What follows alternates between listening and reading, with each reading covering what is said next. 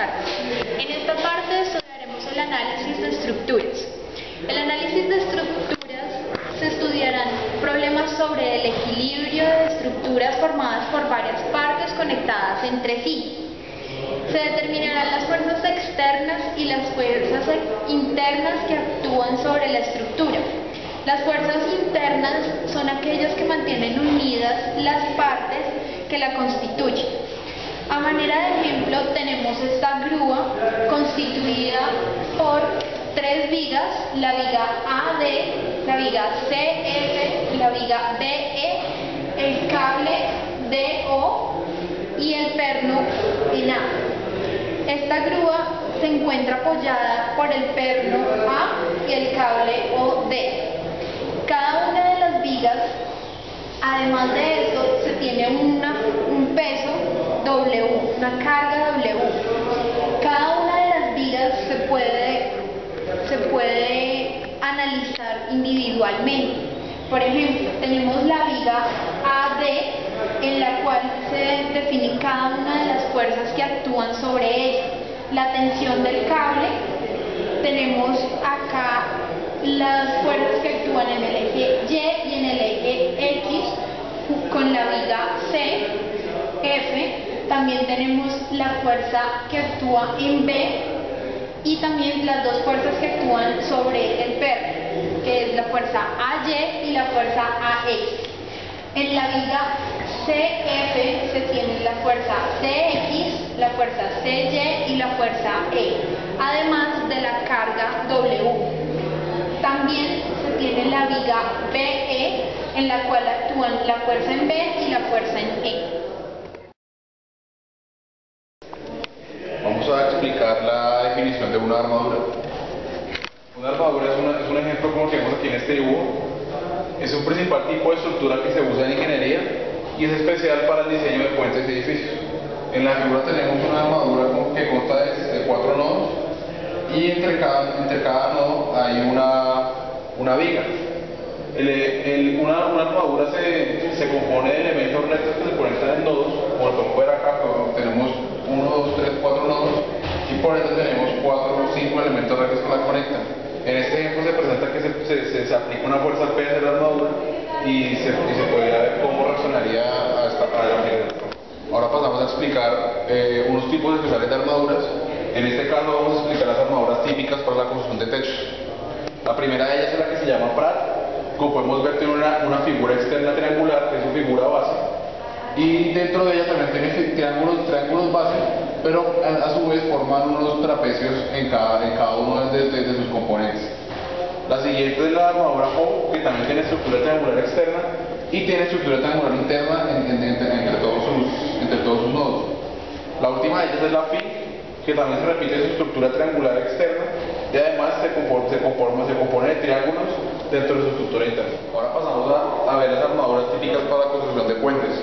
La primera de ellas es la Pratt, que también, como lo explicamos en techo, tiene una estructura trapezoidal externa y en su interior tiene estructura básica triangular. La siguiente es la Howe, que tiene estructura trapezoidal externa y lo único que cambia aparte de la Pratt es que la configuración de las vigas internas es inversa a la configuración de las vigas de la Pratt. También tenemos la estructura tipo Warren, que también tiene forma trapezoidal y simplemente con triángulos internos entre nodos. Tenemos la armadura K, que se llama armadura K precisamente porque sus vigas y sus nodos tienen forma de K dentro de su estructura interna. Y la última de ellas es la Baltimore, que es un poco más compleja porque tiene estructura trapezoidal externa, tiene estructura rectangular interna y a su vez de la estructura triangular, de la rectangular tiene estructuras triangulares más pequeñas en su interior.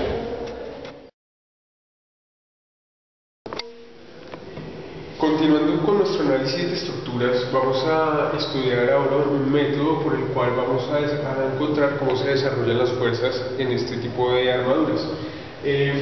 Dado que una armadura en su diagrama de cuerpo libre se representa gráficamente por medio de pernos, pueden desarmarse redibujándolos, cada uno de las barras, de los pernos, y obtener un diagrama de cuerpo libre independiente sobre cada uno de ellos. Si notamos, cada una de estas barras en sus extremos experimentan dos grupos de fuerzas. Estos grupos de fuerzas tienen tres características básicas. Uno, que tienen la misma magnitud, la misma línea. Dos, que tienen la misma línea de acción. Tres, que se encuentran en sentidos opuestos. Esta, obviamente, obedeciendo a la tercera ley de Newton. Una de las maneras en que podemos representar gráficamente estas fuerzas es el diagrama de Maxwell, en el cual este es un diagrama de polígonos de fuerza. Polígonos de fuerza podemos desarrollarlos considerando cada uno de los puntos y los nodos que teníamos en la figura anterior. En la figura anterior considerábamos 4 nodos básicos, A, B, C y D, donde sobre cada uno de ellos se establece un diagrama de cuerpo libre. En el nodo A podemos ver la reacción en A. Teniendo en cuenta que nuestro objeto es un elemento rígido, podemos considerarlo como tal para encontrar la reacción en A. Posteriormente, cuando dibujamos nuestro polígono de fuerzas, en el cual se observa la línea de acción y teniendo en cuenta estas se dibujan la manera como van distribuidas las fuerzas, tenemos que por relaciones trigonométricas básicas podemos encontrar las relaciones y despejar cada una de las fuerzas que necesitamos para desarrollar nuestro problema.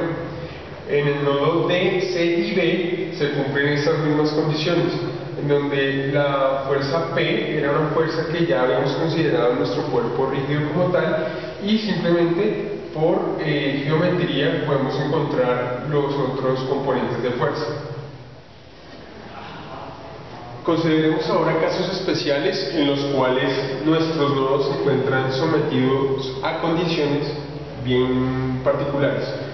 Consideremos este caso donde tenemos el plano en el cual tenemos las fuerzas F de AE, F de AI, F de AC, F de A de A y F de AB, en el cual el respectivo polígono de fuerza es el que se muestra a continuación.